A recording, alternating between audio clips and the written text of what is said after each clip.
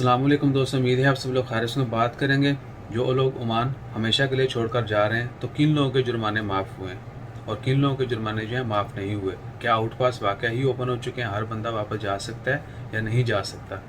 Last week जब announce किया गया था कि आउटपास जो है ओपन कर दिए गए हैं, लोग बगैर जुर्माने पे किए हमेशा के लिए ओमान छोड़कर जा सकते हैं, तो हर बंदा जो है बड़े तजब्जुब का शिकार था। हम लोग भी इसी परेशानी में थे कि क्या वाक़ई नहीं तमाम लोगों के जुर्माने माफ़ कर दिए जो कई सालों से इलीगल थे।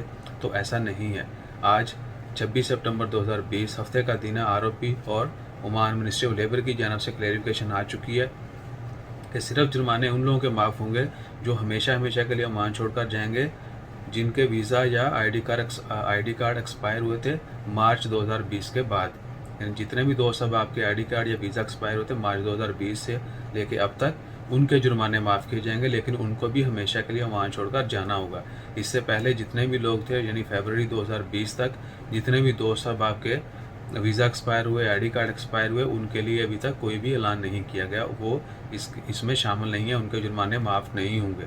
उनको अपनी तमाम जो पहले से जो उनके कह लें कि सिविल स्टेटस था वो ख़त्म हो गया, उसके बाद रीन्यू नहीं करवाया उन्होंने आईडी कार्ड और वीज़ा, या कोई और जुर्म था या कोई और वायलेशन थी, तो तमाम जुर्माने उनके माफ़ नहीं होंगे। उनको भी प्रॉपर एक चैनल के ज़रिए कंप्लीट करना होगा तमाम प्रोसेस, फिर जाके जो है उनका एग्जिट होगा ओमान से।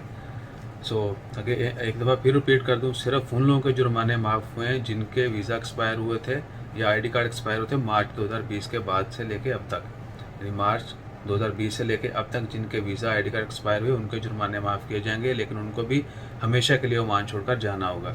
इसके बाद अगर किसी भी किस्म की परमानेंट जो छोड़ के जाना चाहते हैं, जो पहले से इलीगल हैं और ओमान छोड़कर जाना चाहते हैं, आउटपास के इंतज़ार में, उनके बारे में अगर कोई न्यूज़ आती है, कोई खबर आती है, इमीडिएटली हम आपके साथ शेयर करेंगे। अपना ख्याल रखें, दुआ में याद रखें। जज़ाकल्लाह, अल्लाह हाफ़िज़।